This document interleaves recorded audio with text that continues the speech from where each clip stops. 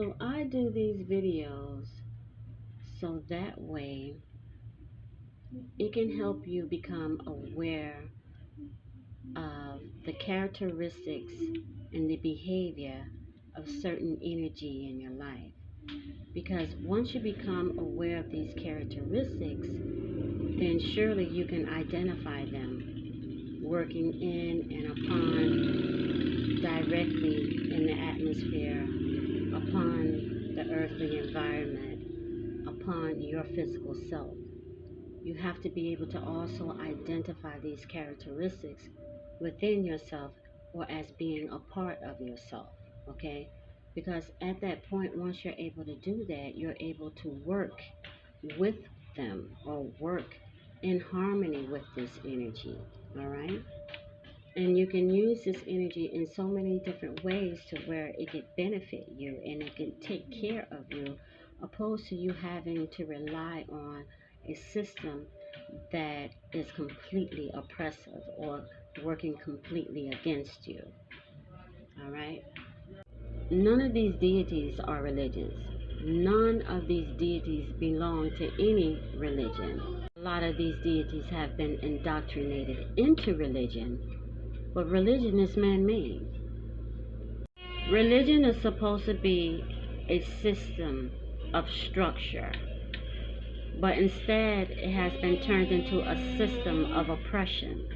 Too much structure, too many limitations, too many restrictions will definitely lead to oppression. Whatever it is that you believe in, whatever system you choose to follow, it should lead you to liberation. It should lead you to a state of freedom, not into more oppression. When you remove or when you take religion away from the deities, or you separate religion from the deities, you're able to see the energy for what it truly is. You're able to see it for what it truly is from a logical perspective. That's the way that you would have to view the energy, from a logical perspective opposed to religious. From my experience, the deities, they do not require servitude. They do require you, however, to work with them, to harmonize with them, to equally exchange energy with them. They don't want you to fear. They want you to have courage. They don't want you to be insecure. They want you to be confident. They don't want you to follow. They want you to lead. They want you to take charge. They want you to exercise self-control as well as self-discipline. They demand strength. There are deities who protect the weak who challenge the strong. It's also the weak who cause the strong to stumble and fall. Wherever there is oppression, you better believe freedom is there too. You can't have one without the other. Here's how you deal with oppression. Whenever you find yourself in an oppressive situation, instead of you contemplating on the sorrow, because the only thing that you're doing is what? Creating more sorrow. Instead of it looking at something or seeing it as a situation that is completely opposing and overwhelming, ask yourself,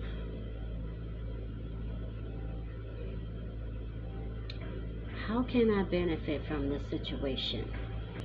How can I grow from this situation? Be honest with yourself. Seek for the answer and wait for it to show itself to you. It don't pay to focus on pain and sorrow. It don't pay. It don't pay to focus on oppression. But it does pay to seek for a way out. Y'all need to stop complaining and stop waiting on everybody else and do you. You gotta make this life count. But in the process of doing you, You have to be very creative. You have to be very clever, because you definitely don't want to cross no boundaries or break any universal laws.